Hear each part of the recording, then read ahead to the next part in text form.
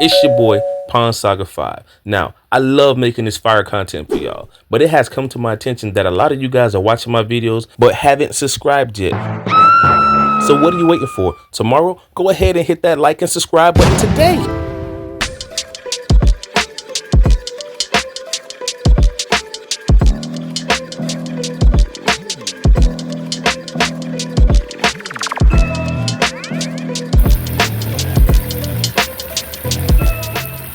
Wow, these silver arowana fish are monsters. Look at how big they have gotten.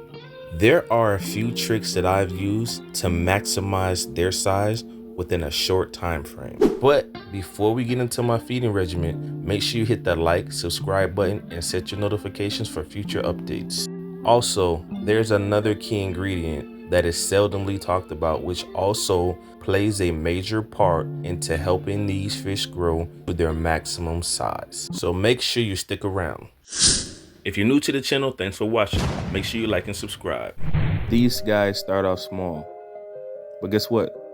The more you feed them, the more they grow.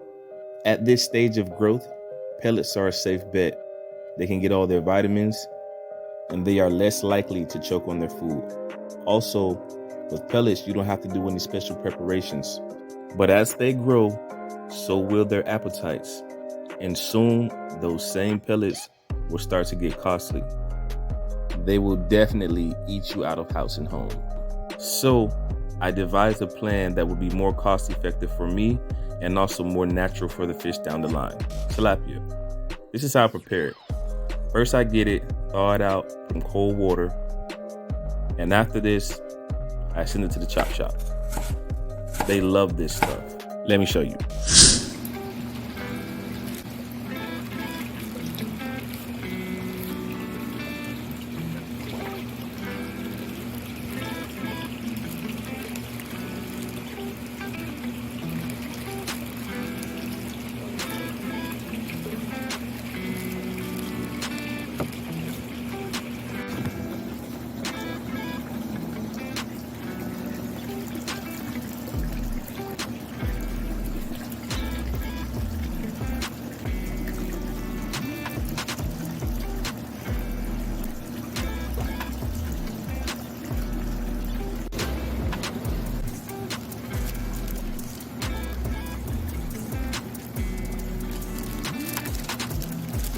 I feed these guys 2 times a day and sometimes 3 times a day, depending on how much food that I feed them at a time. Unlike your typical goldfish, these guys won't overeat. Now look at these little savages.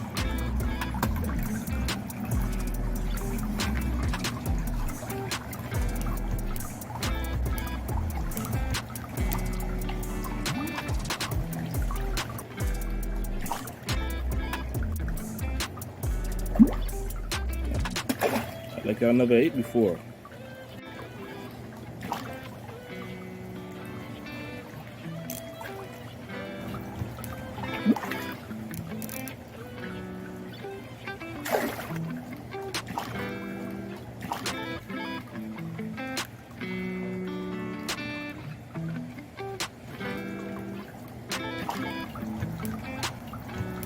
I also switch it up from time to time.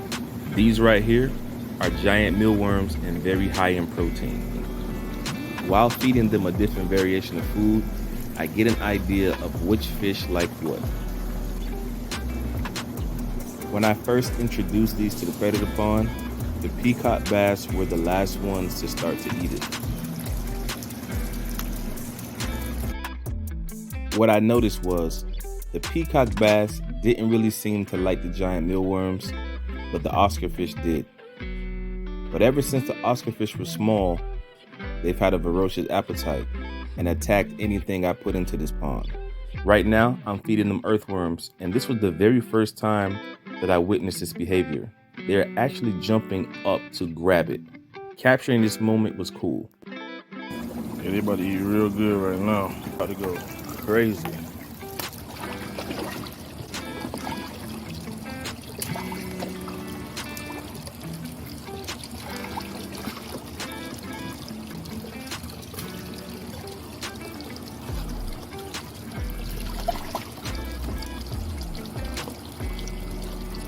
here. Damn, that's up, boy. No mercy. So one day, I decided to buy 50 large crickets from the pet store to place them inside of the predator pond to see what would happen. And boy, did I get a treat. Let's watch the clip.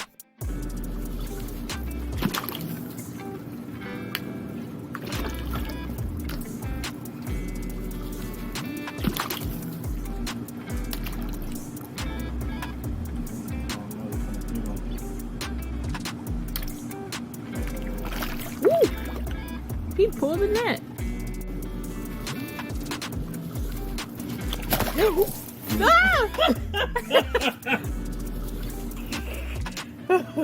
This is not SeaWorld. That is exactly what this is in my backyard oasis. This is SeaWorld. They're hiding on the lawn, on the grass.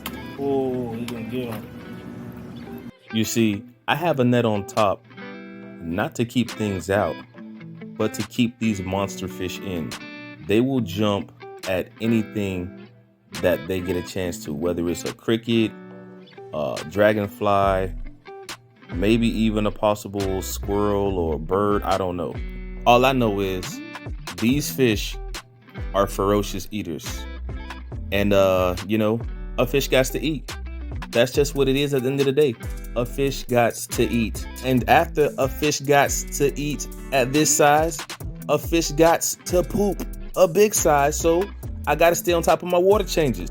Don't look at me like that. Y'all know what y'all just did. Don't let these cute little faces fool you.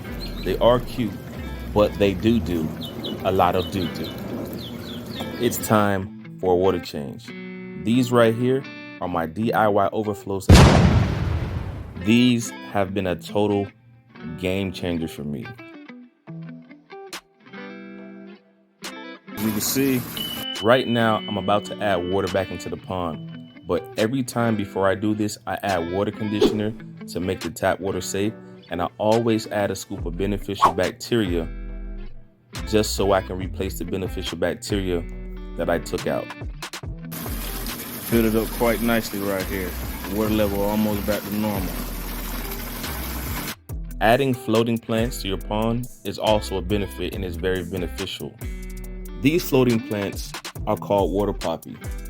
They help to filter out the nitrates. Basically, the leftover fish food and the fish poop, they feed on that and they use it as fertilizer to grow, and in return, they remove the toxins out of the water, and it also adds shade. The fish really like this plant. They use it for shelter and they use it for coverage.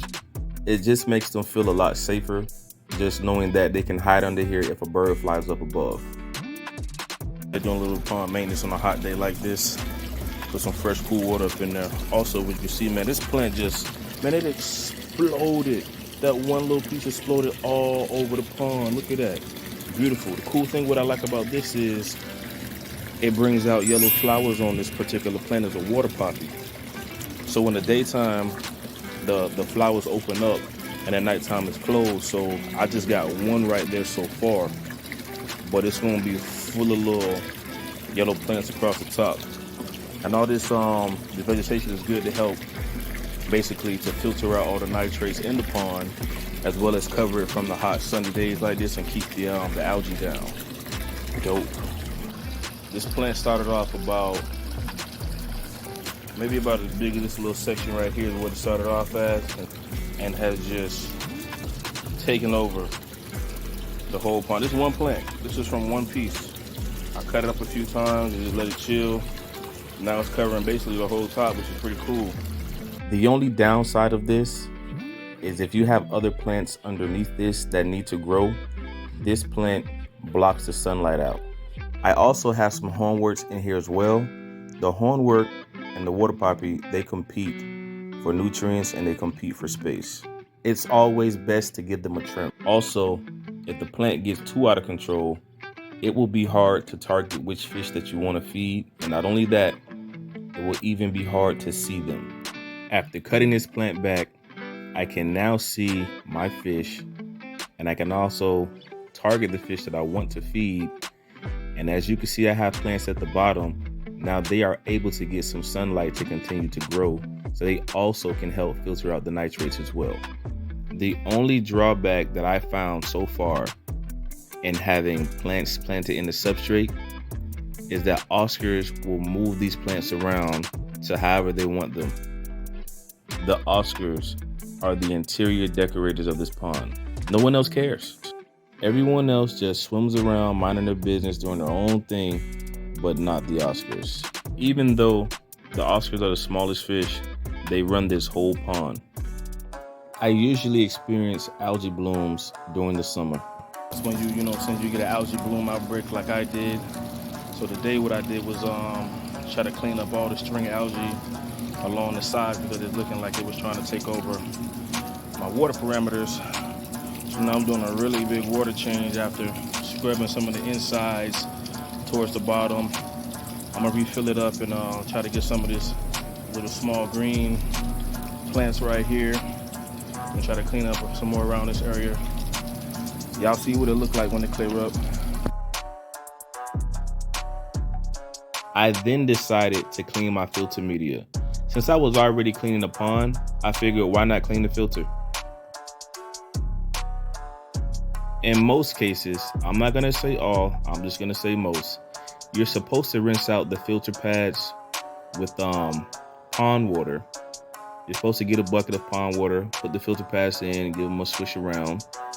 But in this case, these filter pads were so dirty that I just really wanted to give it a good clean with the hose water.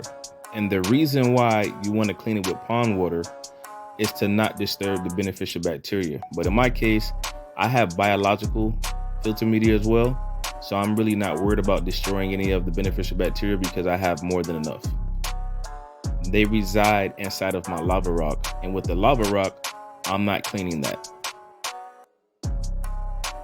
I'm so glad I decided to clean these filter pads because I had no idea that they were this filthy. After cleaning them, I put them right back inside my DIY filter, and the very next day, this is what it looked like. As you can see, after yesterday's clean, you can see all of the fish now. It's less than 24 hours later, the water changes and you're scrubbing and you're doing all I can do to get this water back clear, nice and clear for the fish.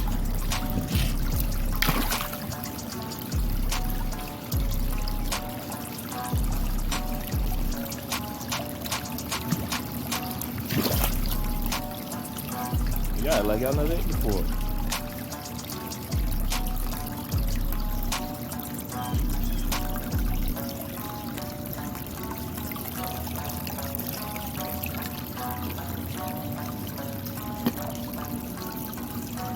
There you go, I was looking for you. Hope you didn't get eaten.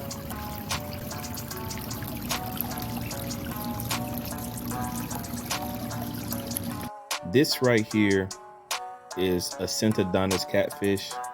A lot of people call it a featherfin catfish or the upside down catfish, whatever you want to call it. This is the first time that I actually saw him swimming upside down. I know that they do this, but this is the first time that I witnessed it. What I find fascinating about this catfish is most catfish are bottom feeders, but this one evolved to the point where he swims upside down and can eat like this if there are pellets at the surface if there's no food on the bottom. This is genius, but you can see how different species evolve over time. 3 days later, you can see such a big difference. This water is crystal clear. You can see every fish, every plant, every lava rock on the ground. This is incredible. When you feed the fish heavily, water changes are a must. Plants are a must. Cleaning your filter media is a must. My fish have a pretty good temperament, and I think it's because I got them all around the same time when they were inside of the tank, but at the same time, they're still a monster fish, and they are still predators. If you want to introduce another fish into their environment, you have to introduce other fish that are around the same size, or at least they are a little bit aggressive. Within my backyard oasis, some of the challenges that I faced had to deal with adding other monster fish in here that were a little bit smaller, and they got eaten. These peacock bass are notorious baby Oscar killers. What I noticed was the larger Oscars never bothered with the smaller Oscars when I put them in here. They kind of form a pack. The reason I think that is because there are other large predator fish in this pond, and the Oscars are smart enough to realize that there is strength in numbers. Even though the arowanas are much larger than the Oscar fish, they don't dare to mess with any of them. So if you're thinking about setting up a pond with predator fish, I hope that I've been able to give you guys some insight from my experience. Having big fish means having big responsibilities. These fish are hardy but delicate at the same time. And if you make one mistake, they will suffer the consequences. Yo, if you're new to the channel, thanks for watching Pond Saga 5.